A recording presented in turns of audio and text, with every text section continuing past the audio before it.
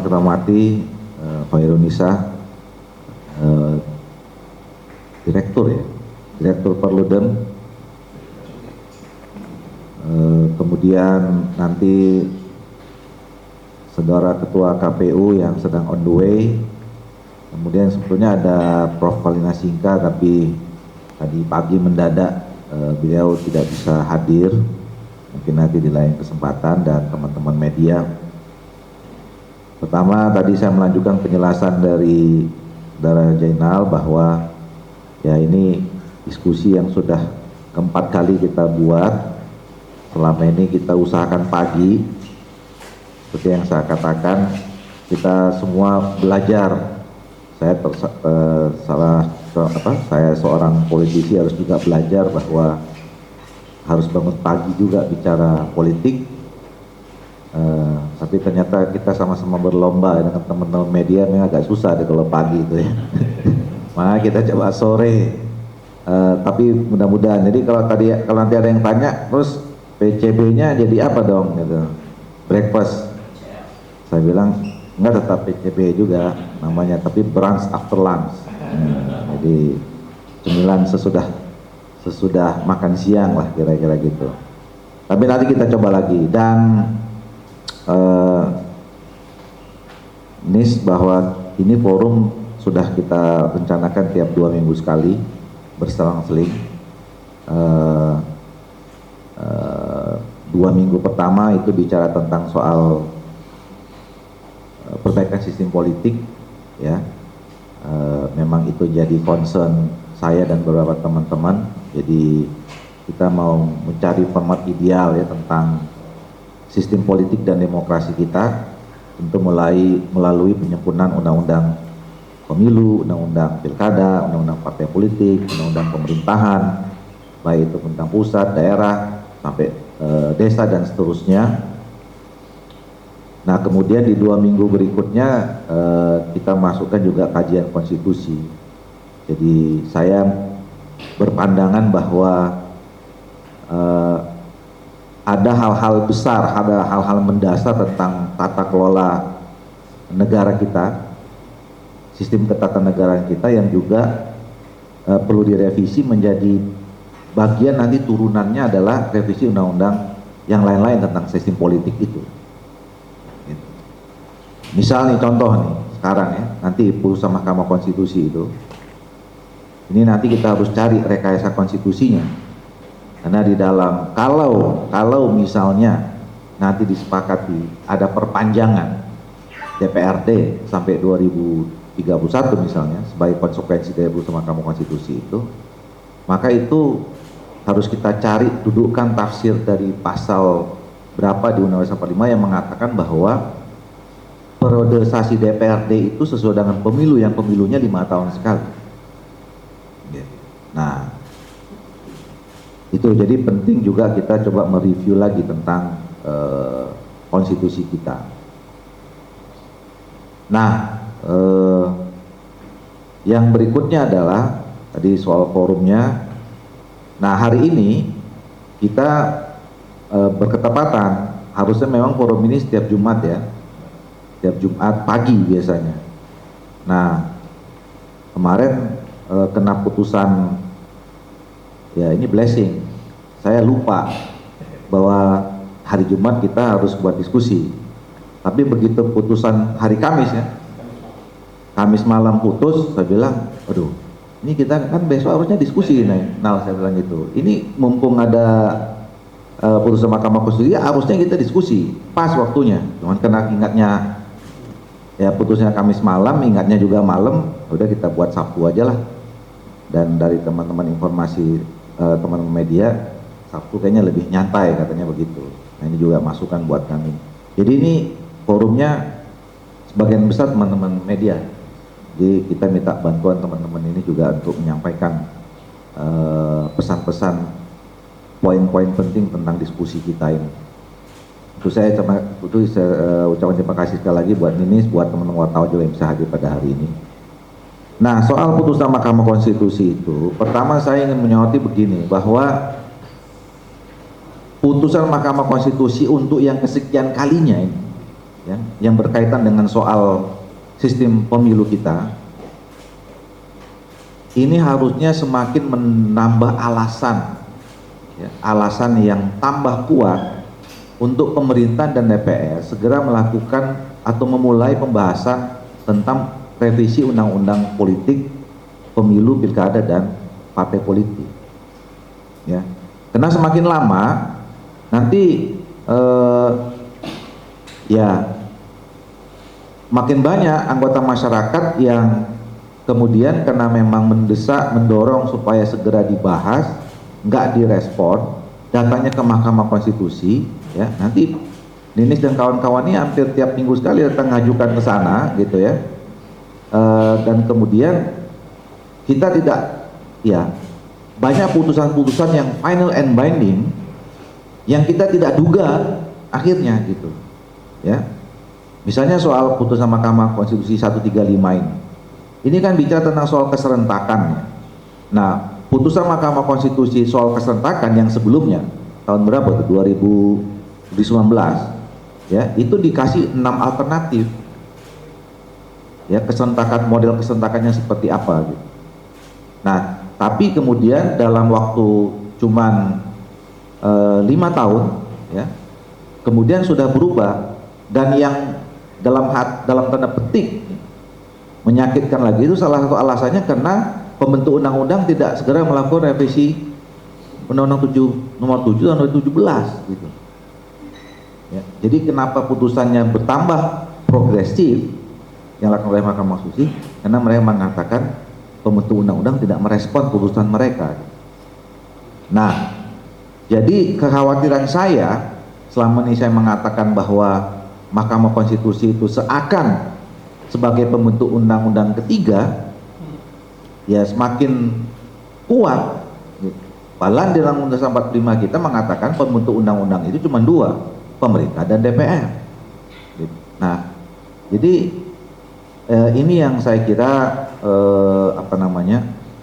jadi catatan penting. Nah, yang kedua soal substansinya, ya, saya termasuk orang yang setuju karena saya dari awal ya meminta kepada kita semua untuk mengkaji ulang soal keserentakan, ya. Jadi yang saya setuju itu judul besarnya adalah pengaturan keserentakan pemilu. Karena apa? Karena pemilu tahun 2024 kemarin yang baru pertama kali kita lakukan, ya itu dilaksanakan secara bersamaan dan berdekatan antara 3 jenis pemilu. Pileg dan Pilpres dilakukan bersamaan dalam waktu dekat, tidak terlalu jauh. Pilkada serentak pertama kali seluruh Indonesia dilaksanakan kemarin. Nah, saya waktu itu sudah ya wanti-wanti lah kira-kira pembentukan keserentakan 3 jenis pemilu seperti yang kemarin itu akan memunculkan beberapa konsekuensi gitu. Pertama adalah tentu terjadi kerumitan di dalam penyelenggaraannya, ya terutama bagi teman-teman penyelenggara, ya mereka dipaksa berapa tahun, ya kan mereka terpilih 2027 ya kemarin, berarti 2022, jadi dalam waktu 2 tahun harus menyiapkan segala sesuatu yang berkaitan dengan 3 jenis pemilu nasional dan di daerah. Tentu itu mengalami kerumitan, ya bahkan sebetulnya bagi teman-teman penggiat pemilu itu ada yang merasa teman-teman itu ada yang dilanggar, misalnya soal pembentukan penyelenggara di tingkat ad hoc yang memang harus dilaksanakan sebelum masuk tahapan-tahapan pemilu gitu. Nah itu nggak bisa terhindarkan, ya karena memang dipaksa untuk menyelesaikan dalam 2 tahun semua jenis pemilu itu. Nah apalagi diantaranya kan tahapan pemilu belum selesai, tahapan pilkada sudah mulai gitu. Jadi nggak bisa terhindarkan bahwa penetapan penyelenggara pemilu itu di luar tahapan. Nah jadi oleh karena itu saya termasuk yang setuju dengan pengaturan keserentakan itu secara lebih teratur. Nah, pilihannya memang waktu itu banyak, ya. Nah, kesetujuan saya yang kedua adalah memang kalau dilakukan tetap serentak seperti kemarin, itu juga akan mengalami kejenuhan masyarakat kita. Saya sih belum punya riset yang mendalam tentang turunnya tingkat partisipasi pemilih pada Pilkada 2024 kemarin. Ya, dugaan saya sementara ini, dan ada kasus empirik yang saya rasakan pada saat menjelang Pilkada itu, memang masyarakat kita ini jenuh. Dia merasa bahwa Pilkada itu adalah seri kesekian dari Pilpres dan Pileg. Bahkan ada juga yang mengatakan kemarin Pilkada itulah Pilkada rasa Pilpres. Ya, jadi masyarakat, ngapain lagi kita? Toh kita udah datang kemarin waktu pemilihan presiden. Udahlah, cukup itu aja. Kita serahkan aja. Presiden nggak bisa ngatur semuanya. Itu ada juga terjadi di masyarakat kita di paling bawah itu. Ya. Nah, yang ketiga adalah soal isu. Ya, soal isu. Jadi kalau pakai istilah putusan Mahkamah Konstitusi, isu-isu daerah itu tenggelam dengan isu-isu nasional. Ya. Jadi kampanye yang dilakukan oleh calon kepala daerah, ya, berkaitan dengan apa yang harus dilakukan tidak 5 tahun ke depan di daerah itu, menjadi tidak ditanggapi serius oleh masyarakat. Jadi nggak penting. Nah, bahayanya, dampaknya adalah itu adalah bagian yang memperkuat praktek pragmatisme pemilu. Jadi masyarakat datang pun gitu ya, bukan karena dia mau milih calon tertentu yang mereka anggap bagus, terus bisa dengan program yang visi yang bagus 5 tahun, tapi karena ada mobilisasi, yang termasuk mobilisasi itu adalah mobilisasi praktek-praktek money politik dan vote buying. Jadi secara tidak langsung, ya, model keserentakan yang seperti ini kalau ditelusuri itu bisa memperdalam praktek pragmatisme di tengah-tengah masyarakat dalam secara politik. Nah, yang keempat adalah, ya ini dampak lebih lanjutnya adalah soal pelembagaan atau penguatan pelembagaan institusi politik kita. Ya. Jadi artinya karena memang dalam tanda petik, ya, semua yang terlibat itu dalam penyelenggaraan pemilu akhirnya serba tanggung gitu ya. Tadi penyelenggara pemilu juga dengan keterbatasan waktu, jadi mungkin ada kekurangan-kekurangan yang belum, atau ada hal yang belum maksimal dilakukan gitu ya. Masyarakatnya juga memilih juga tidak dengan penuh kesadaran gitu. Ya, pada akhirnya produknya juga bisa jadi tidak kuat juga, ya, bisa tidak jadi kuat. Jadi termasuk partai politik, ya, yang juga menjadi salah satu pertimbangan di Mahkamah Konstitusi itu. Jadi partai politik juga kemudian tidak punya waktu yang leluasa untuk maksimal menetapkan siapa yang menjadi atau kader atau orang yang kuat untuk kita dukung dalam waktu yang sesingkat itu. Nah, jadi saya dalam posisi secara pribadi ya mendukung putusan Mahkamah Konstitusi itu. Bahkan sebenarnya kalau bicara tentang keserentakan, lebih ideal lagi juga kalau Pilpres dan Pilegnya itu dipisah kalau saya, seperti 2004 gitu ya. Dan alasan yang dikemukakan oleh Mahkamah Konstitusi terhadap itu sebenarnya bisa dipakai juga dengan pemisahan terhadap Pilpres dan Pileg. Jadi kalau tadi misalnya soal isu ketenggelaman isu, ya, kalau Pilpres sama Pilegnya digabung, ya, pengalaman empirik kemarin masyarakat kita itu hampir dalam tanda petik nggak peduli dengan Pileg, mereka lebih fokus ke Pilpres. Isu Pilpres lebih menarik dibandingkan dengan isu Pileg, ya. Akhirnya mereka hampir tidak mau tahu siapa-siapa saja calon yang akan menjadi wakil mereka di DPR. Apalagi waktu itu banyak kan, DPR RI, DPD RI, DPRD provinsi, DPR di kabupaten. Saya pernah diskusi di Perludem, waktu itu Perludem sudah pernah menggambarkan Dapil 1 Kabupaten Bogor itu, mereka kalau tidak salah harus mengenal 1.500 sekian caleg yang ada di dapil itu untuk DPR RI, DPRD provinsi, kabupaten kota. Bayangin aja, dalam waktu kurang lebih 3 bulan dia harus mengenali 1.500-an caleg. Kemudian di sebelah sini ada tawaran lebih menarik, cuma 2 pasangan aja di Pilpres. Ya lebih menarik mikirin 2 pasangan Pilpres ini aja daripada mikirin 1.500 orangnya nih. Apa nggak dalam waktu 3 bulan. Nah, jadi dalam rangka penguatan institusi itu dengan alasan yang sama dengan disampaikan oleh Mahkamah Konstitusi, harusnya Pilpres sama Pileg itu juga bisa dipisah. Ya. Ya, walaupun misalnya kalau dulu saya menambahkan alasannya, aspirasi politik untuk penyalonan Pilpres itu kan dipakai aspirasi 5 tahun sebelumnya yang sudah out of date. Nah, sekarang itu nggak berlaku lagi karena sudah tidak ada lagi thresholdnya gitu nanti dalam pencalonan itu. Tapi ada lagi yang lain, misalnya soal lamanya masa transisi.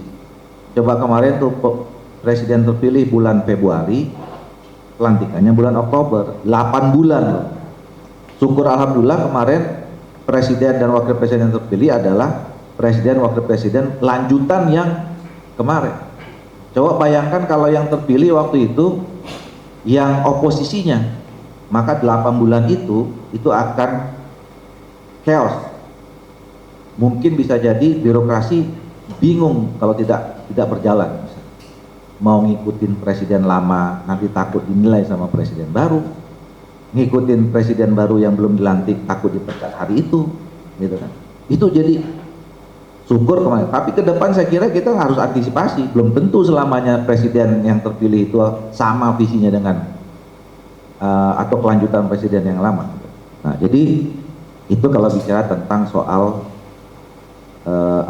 hal-hal yang ideal menurut saya tentang pengaturan keserentakan. Nah, yang terakhir, yang ketiga, tentu ini putusan Mahkamah Konstitusi ini memberikan konsekuensi yang panjang dan dalam. Ya, panjang dan dalam itu adalah akan banyak sekali peraturan perundangan yang harus kita sesuaikan. Ya, setidaknya saya tadi saya bicara tentang konstitusi. Nanti gimana kita itu? Ya, pilihannya misalnya sampai 2031. Kepala daerah misalnya, pilihannya ada 2, mau dipejabatkan, ya, atau diperpanjang. Nah, ini nggak terlalu rumit, karena memang ada presiden dan ada juga aturan teknisnya ini soal kalau mau diperpanjang. Kalau PJ itu kalau PJ punya pengalaman kemarin, banyak PJ. Kalau misalnya diperpanjang juga ada aturannya tuh, tapi ada konsekuensi dengan misalnya nanti mereka dapat kompensasi apa dan segala macam itu. Panjangnya juga nggak terlalu lama juga sebenarnya. Ya, kalau kepala daerah ini, kan mereka 2025 nanti selesai 2009, ya paling 1 tahun atau 1,5 tahun gitu. Nah, kalau untuk DPRD, nah pilihannya nggak banyak. Salah satu pilihan yang paling mungkin sekarang ini adalah memang diperpanjang. Nah, ini nggak ada aturannya nih, belum ada aturannya, karena tadi 1 fixed term 5 tahun. Ya, ada juga yang mengatakan semacam gini, dulu kan kita di Papua waktu pembentukan 4 provinsi baru itu, sebelum menjelang pemilu itu memang kepala daerah di sana jalan tanpa DPR. Gitu. Itu ada presidennya itu. Cuma saya bilang, itu kan daerah baru. Kalau yang daerah yang 514 sama 38 provinsi besok ini, gimana selama 1-2 tahun misalnya gubernur tanpa DPR? Ya. Penetapan soal APBD, soal apa macam-macam itu kan jadi problem. Kalaupun misalnya pilihannya itu, ya, itu akan tambah banyak lagi konsekuensi perubahan peraturan perundangan. Nah, jadi setidaknya paling nggak nanti akan berkonsekuensi dengan ya tentu pasti revisi Undang-Undang Nomor 7 Tahun 2017 tentang pemilu. Yang kedua Undang-Undang Nomor 10 Tahun 2016 tentang pilkada. Yang ketiga Undang-Undang tentang MD 3. Yang keempat Undang-Undang tentang pemerintah daerah. Jadi saya bercanda sama ini sebenarnya putusan ini secara tidak langsung meminta kita semua untuk merubah atau merevisi undang-undang ini secara omnibus law. Semuanya.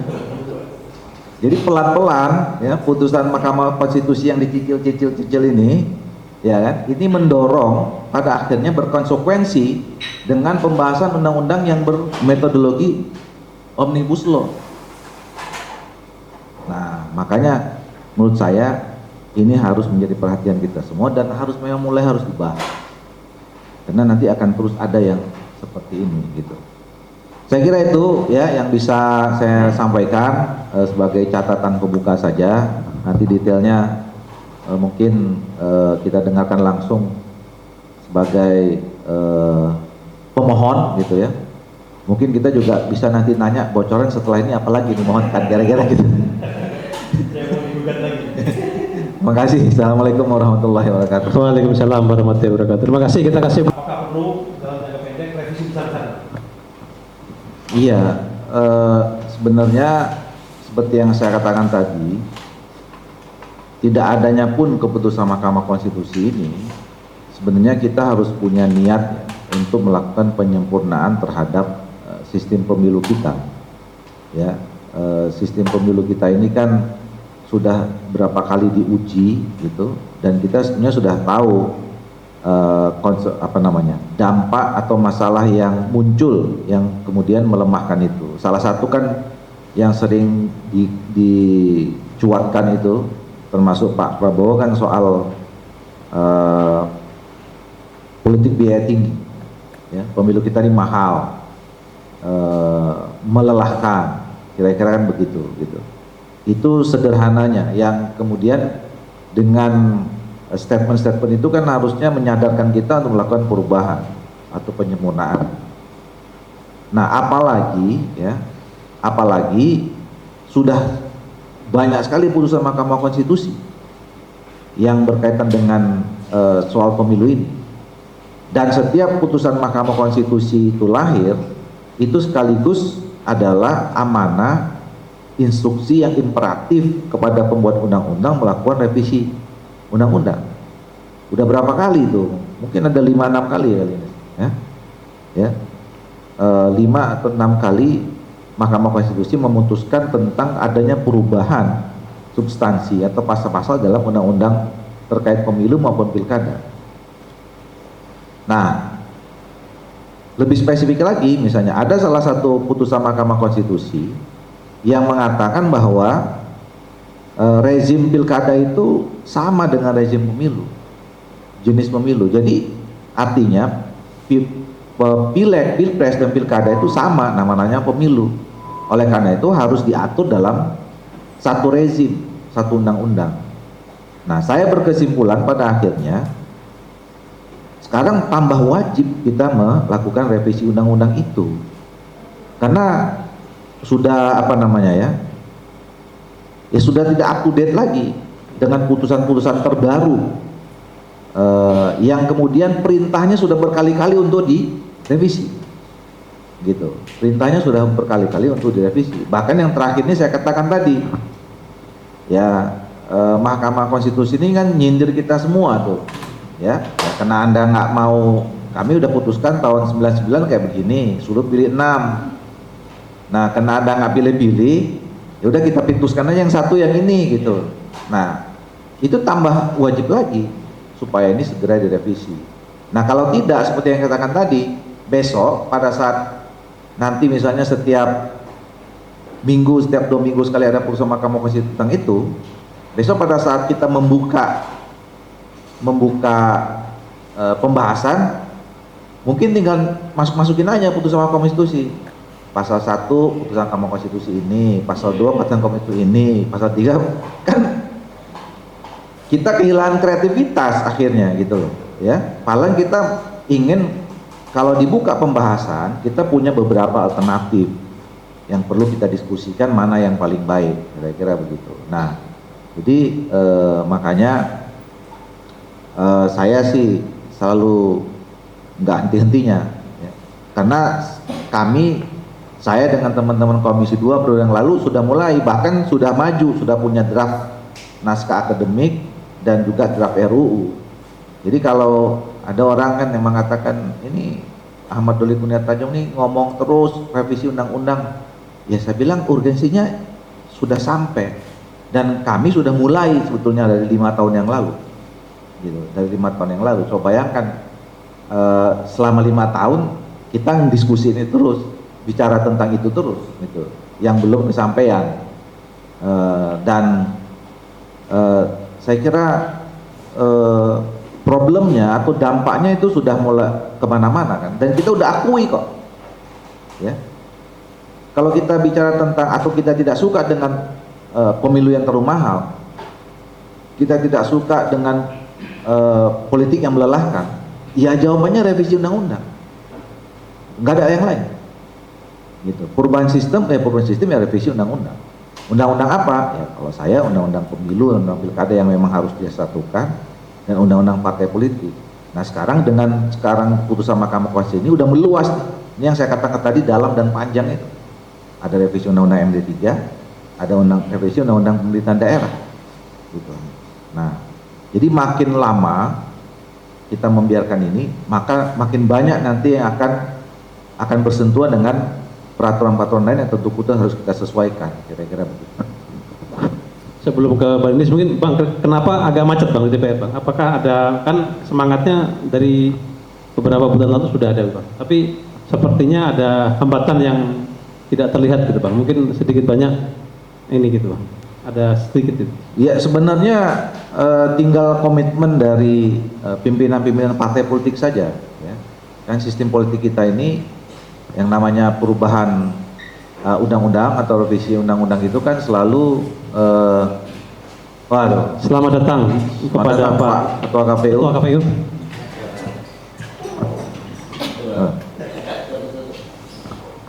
Kita udah mulai tadi. Jadi ya itu komitmen saja, ya. Saya kan tadi sebetulnya mendapatkan titik terang ketika Pak Prabowo setelah dari Presiden 3 kali itu menyatakan perbaikan sistem politik. Nah, seharusnya memang pernyataan itu harus ditindaklanjuti dengan adanya membangun komitmen politik sesama pimpinan partai politik, yang kemudian pimpinan partai politik itu bisa kemudian menyampaikannya kepada fraksi-fraksi yang ada di DPR untuk segera memulai itu. Ya atau misalnya karena ini sesuatu yang muncul dari presiden, ya mungkin pemerintah yang memulai, ya pemerintah yang memulai menyampaikan misalnya draft naskah akademik atau draft dari rancangan undang-undang terhadap revisi ini. Nah, jadi itu jadi ini soal kemauan aja, ya soal kemauan aja. Ini Pak Ketua KPU udah datang, kita dengerin dulu lah Pak. Iya, pertama ini kan putusan Mahkamah Konstitusi final and binding. Suka nggak suka, mau tidak mau ya harus dilaksanakan, ini konsekuensi. Gitu. Kita dulu dikasih punya pilihan 6, terus kita nggak milih, akhirnya Mahkamah Konstitusi yang pilih kan, kira-kira begitu. Kemudian yang kedua sebenarnya ya apa? Untuk menciptakan sistem pemilu yang ideal, yang tadi pemilu yang tidak berpolitik berupaya tinggi, kemudian yang penguatan kelembagaan, efektif, efisien, segala macam itu nggak bisa hanya sekedar melalui cuma satu keputusan Mahkamah Konstitusi saja, gitu loh. Masih banyak hal yang lain. Jadi kalau tadi misalnya perspektifnya soal apakah nanti kalau selama ini caleg DPR RI pakai sistem pemilu yang kemarin itu akan lebih murah kalau bersama-sama dengan tandem, sekarang tidak gitu. Itu kan kalau misalnya sistem ini kita tidak rubah dengan masih adanya politik biaya tinggi.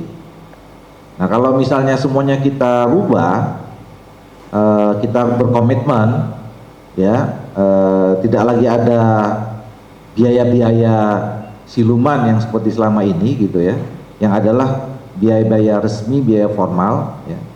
Misalnya tadi soal penyelenggaraan, saya dari dulu sebetulnya nggak ada masalah dengan soal biaya penyelenggaraan, karena itu mau mahal apapun konsekuensi dari kita memilih sistem demokrasi. Ya tinggal isunya soal penghematan saja, ya kan, penghematan, pengawasan supaya betul-betul efektif, efisien, tidak bocor, kan itu isunya gitu. Nah kalau yang lain-lain ini kan tadi saya kira praktek-praktek yang tidak resmi itu yang membuat kita ini konsekuensinya jangka panjang, yang tadi bisa merubah sikap atau karakter masyarakat kita yang lebih pragmatis misalnya. Itu yang paling bahaya sebetulnya, dan itu tidak bisa terjawab hanya sekedar putusan Mahkamah Konstitusi terakhir keserentakan gitu. Jadi harus diikuti dengan yang lain. Makanya tadi ini kan bagian kita sedang membuat rancangan atau desain baru. Nah desain baru yang variannya banyak yang harus kita sempurnakan. Nah, jadi menurut saya apalagi teknis ya, teknis kayak tadi yang dibilang ini sih bisa aja sebenarnya, apalagi kalau kita misalnya sepakat semuanya untuk penguatan kelembagaan partai politik tadi ya, si caleg-caleg atau pengurus partai mau dipisah nggak dipisah ya punya tanggung jawab untuk memenangkan setiap event politik, terlibat langsung atau tidak langsung dia gitu. Ya, jadi kalau misalnya 2029 pemilihan legislatif selama ini dibantu caleg, nah caleg itu rata-rata adalah ya dia kader partai, dia adalah pengurus partai. Ya kalau dia berkomitmen untuk membesarkan partai politiknya, ya dia harus bantu. Sama juga nanti pada saat 2031 misalnya pengurus atau anggota DPR RI yang sudah terpilih, ya dia punya komitmen untuk besarkan partainya juga di daerah, bukan hanya mikirin partainya secara nasional gitu. Maka dia harus bantu. Kalau konteksnya tadi soal tandem itu definisikan saling bantu membantu, kira-kira begitu. Demikian. Oke.